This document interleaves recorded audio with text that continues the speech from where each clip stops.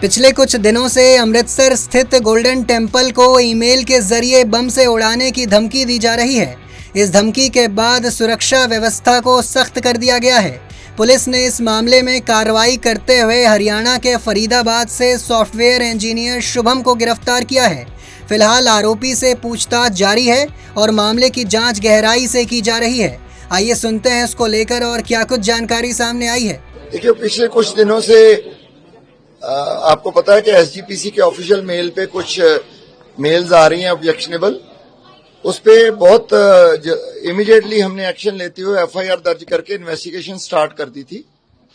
और उसके अलावा हमने जो सिक्योरिटी अरेंजमेंट्स है in and around the golden temple, वो एसजीपीसी अथॉरिटीज के साथ तालमेल में उसको बहुत पुख्ता अरेंजमेंट्स इन प्लेस किए हैं। डीसीपी लेवल के एक ऑफिसर उसको हेड कर रहे हैं।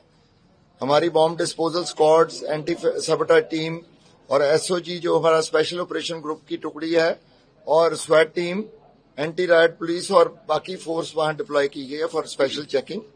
मर्यादा को ध्यान में रखते हुए एसजीपीसी के साथ पूरा तालमेल करके ये डिप्लॉयमेंट की गई है। इसके अलावा जो इन्वेस्टिगेशन वाला पार्ट है, मैंने जैसे आपसे पहले भी शेयर किया कि साइबर स्पेस बड़ा वास्ट एक स्पेस है और उसमें बहुत सारी फॉरेन बेस्ड कंपनीज के प्लेटफॉर्म्स यूज होते हैं। और जैसे माइक्रोसॉफ्ट है एक बड़ी कंपनी, उन्होंने आगे लीज की हुई है सब्सिडरी कंपनीज को अपने प्लेटफॉर्म्स, तो टाइम लग जाता है उसमें से इंफॉर्मेशन को लेना। और बहुत सारे लोग जो हैं आजकल इसका मिसयूज भी करते हैं टेक्नोलॉजी का।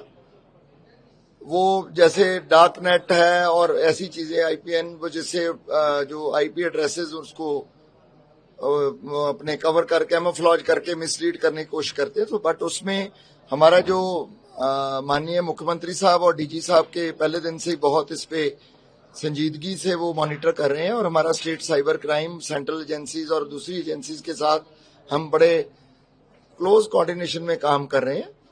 इस पे जो हमारे को इसमें कुछ लीड्स मिली थी और उस पे हमारी टीम जो है फरीदाबाद पहुंची और वहां से शुभम दुबे नाम का एक व्यक्ति जो कि सॉफ्टवेयर इंजीनियर है, पुराना बीटेक की हुई है जिसने, उसको हमने डिटेन करके उसकी पूछताछ जारी है।